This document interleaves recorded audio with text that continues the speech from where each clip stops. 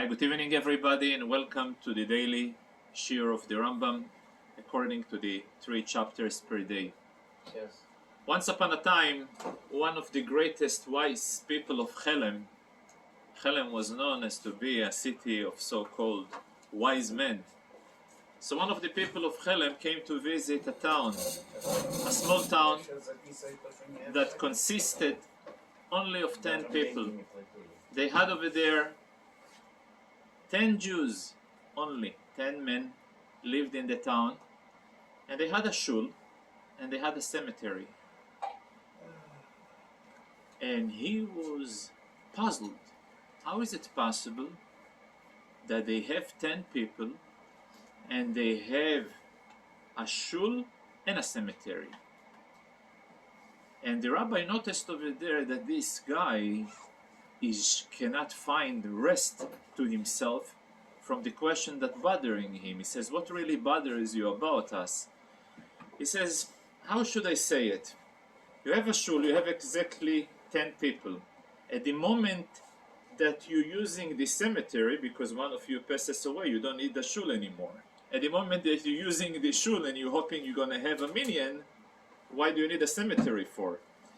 So the rabbi looked at him, he realized he's a person of Chelm. How can he tell it to him? He says, you know what?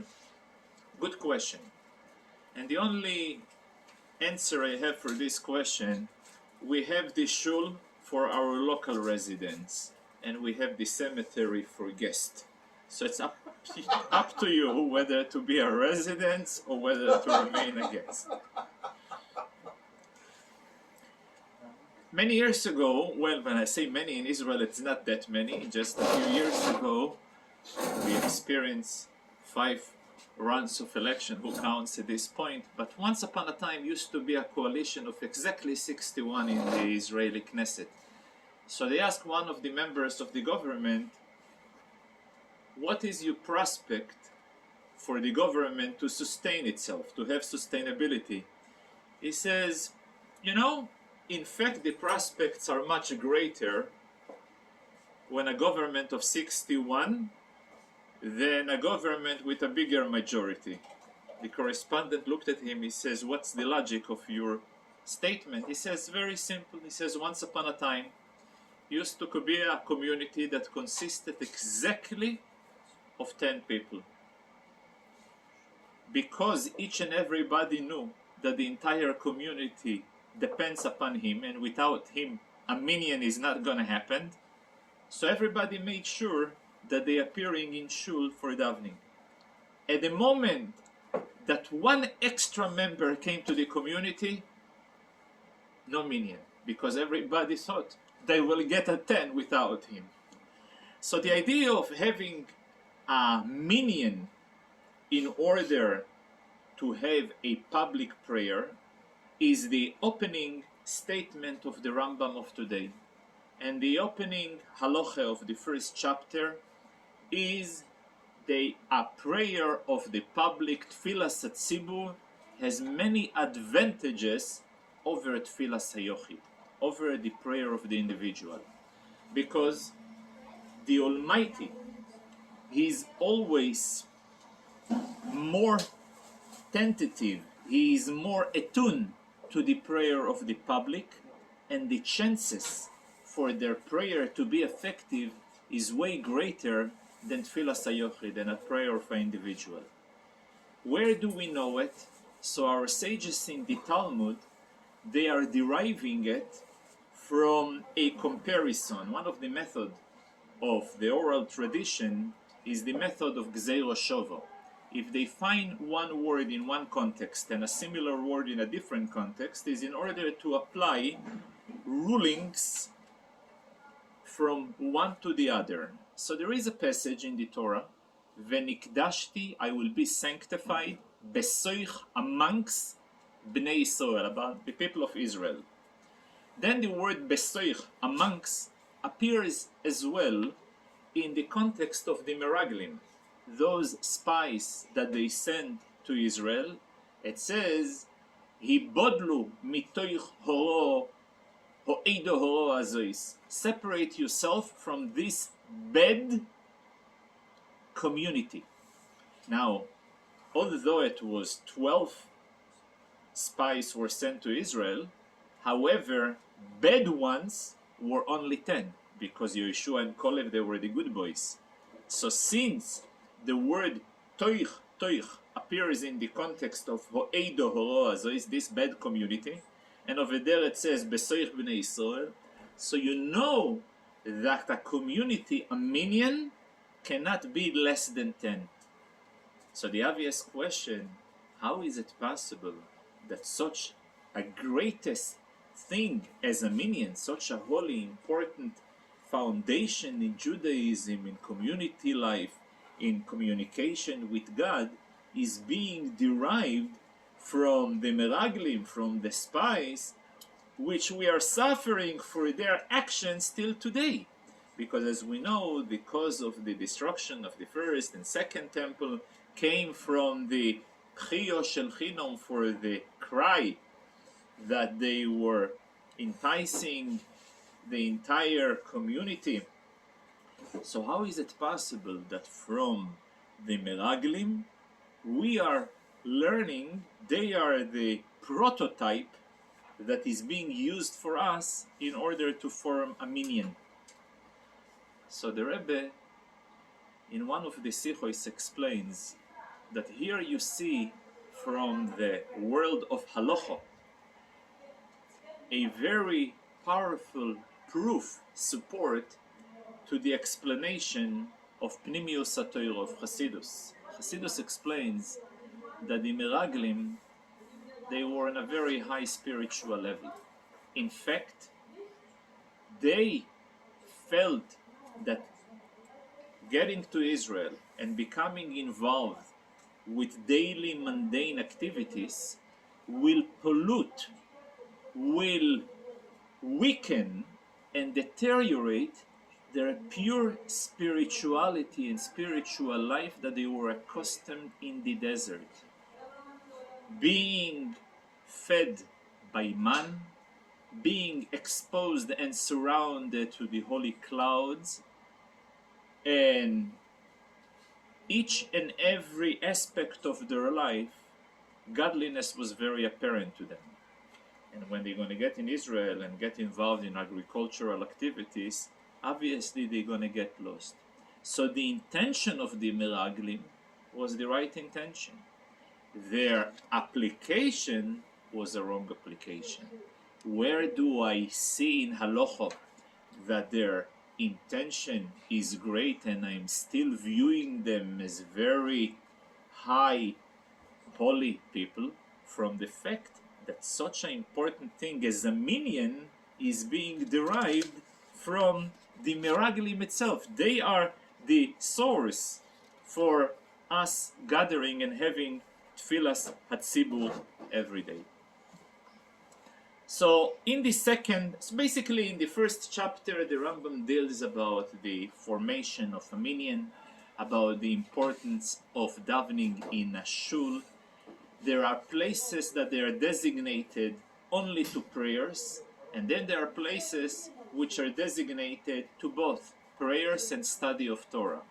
Preferably a person should be choosing and selecting the place where he davens in Beis Medrash. Beis Medrash is a place that both activities, Torah and prayers, are being conducted in those places on a regular basis.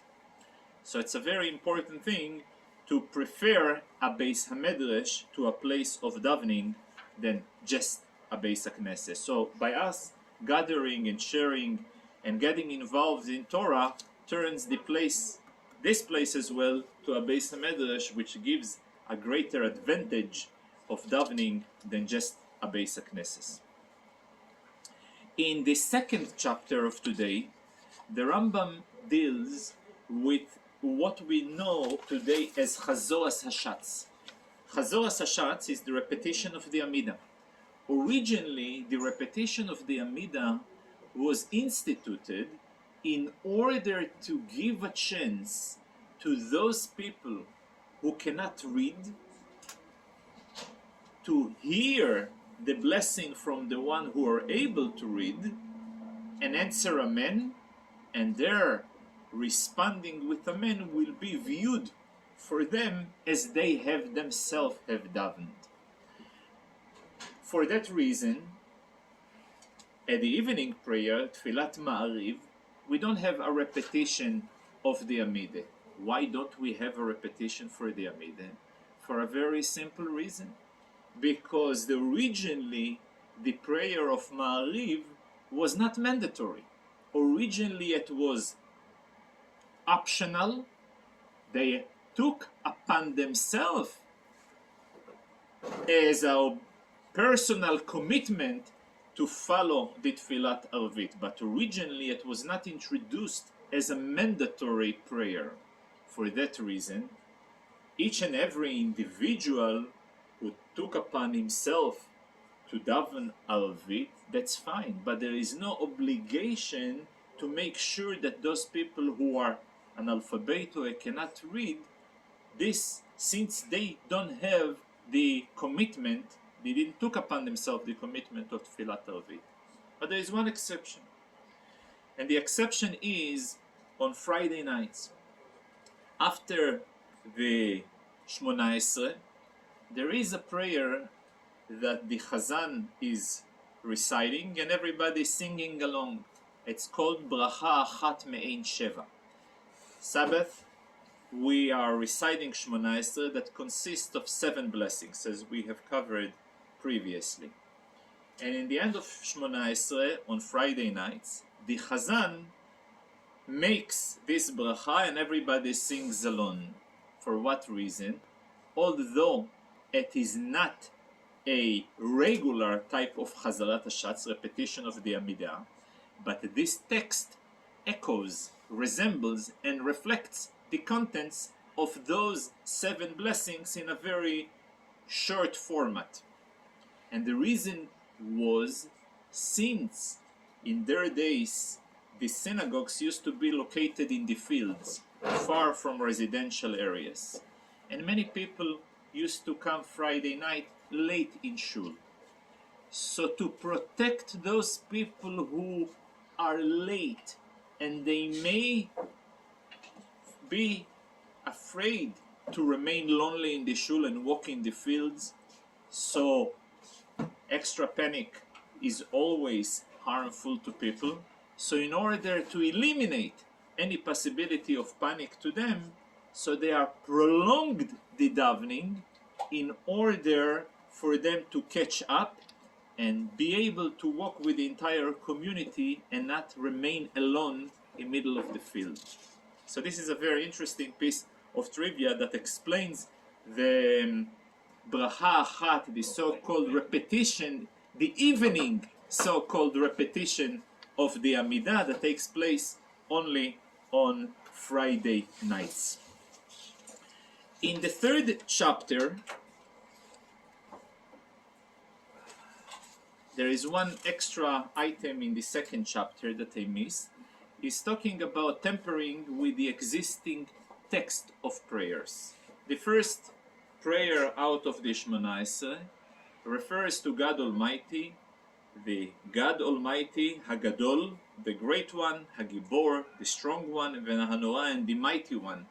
If a person feels that he would like to add more praises and more compliments to God, it is forbidden. Why is it forbidden? So I thought that I can introduce it via an interesting story.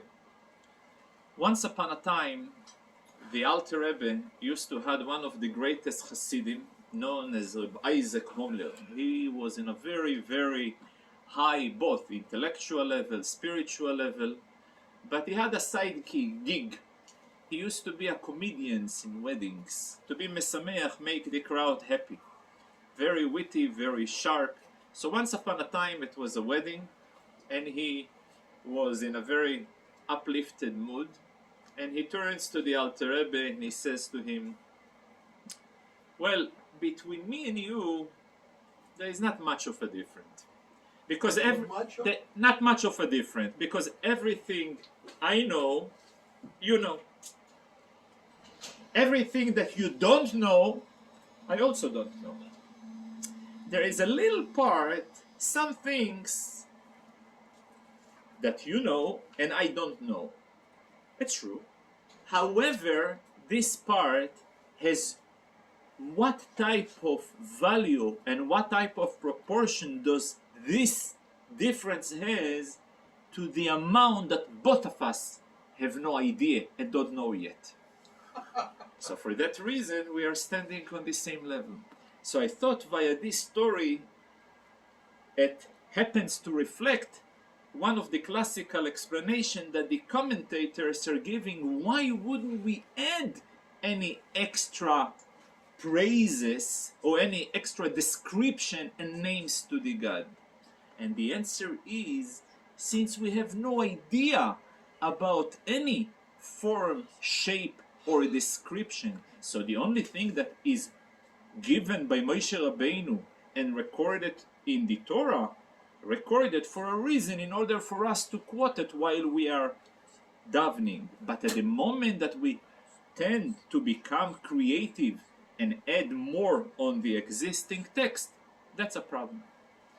So that's is the explanation maybe for not adding extra description and extra compliments to God. It's okay to add thanks and tishbochos for personal experiences when a person went through a pleasant experience or was saved from a bad one. So of course there are praises a person should thank God for it, but as far as to describe God with compliments, that's a different story.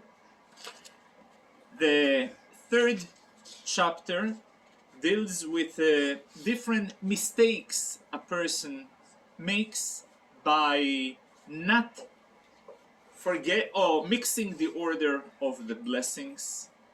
So at what point a person should daven again, repeat the entire prayer. Again, we are referring to the davening of Shmona Esrei. He is also dealing in different holidays. For example, on Rosh Chodesh we say Ya'aleh ve'yavo, on Chol HaMoed we say Ya'aleh ve'yavo, on Purim we say Ve'ala Nisim, on Ta'anit Esther we say Aneinu. What happens if a person forgets? So, and also throughout summer we are mentioning Morid Hatal and Veten Bracha. Throughout winter we are saying Mashiv Ruach Morid HaGeshem, Veten Tal U'Matar Li Bracha. So the general idea, it is much more dangerous to forget things in the summer. If a person throughout the summer he said the wrong thing, he's in bigger trouble than in the winter. Reason, because when a person in the summer is saying Mashiv Ruach or Morid HaGeshem, he's not making a blessing, he's almost like cursing. Because Geshem throughout summer, it's not Siman Bracha. So the halacha is that he needs to repeat himself.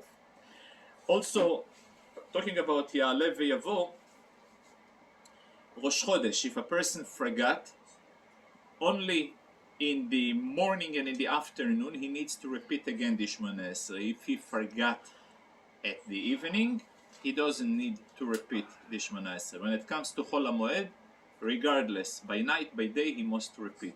Reminds me a cute story about the Baal Shem Tov, that once upon a time, the Baal Shem Tov, at the time when in many cities people had the wrong idea about him, so he came to one town, and the rabbi of the town, he was very skeptic about the entire Baal Shem Tov, and suddenly he sees him in town. So he thought, you know what? He came to the Baal Shem Tov and he says, what will be the ruling if I forgot Ya'aleh ve'yavo? The Baal Shem Tov looked at him and he says, good question. The only problem that the ruling about this scenario is irrelevant, not for me and not for you. The reason, because I will never forget the first time and you will forget the second time as well.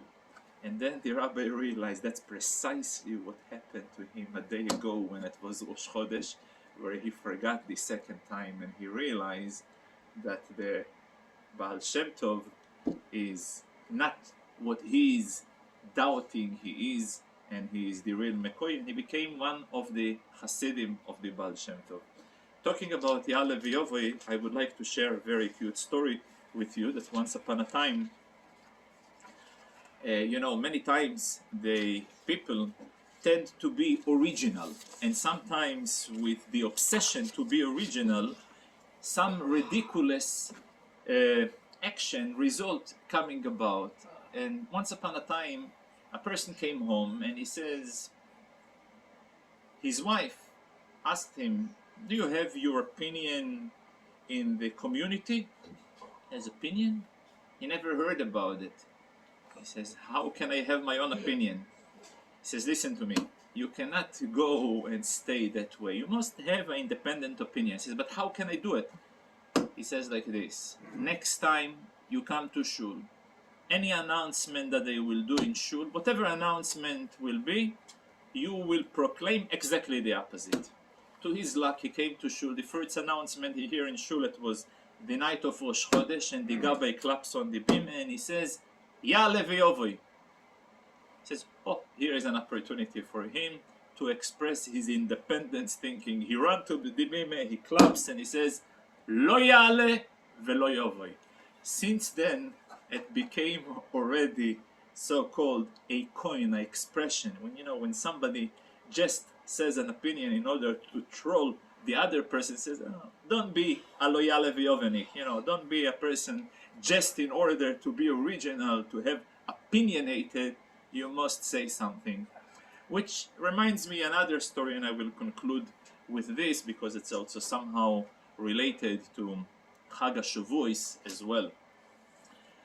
The Shlo HaKodesh is a book, one of the greatest Kabbalists of all time, by the name of Rabbi Horowitz. He wrote a book, Shnei Luchos HaBris, and he writes in his book that, there are two types of writers. Some writers, they write only their own original ideas.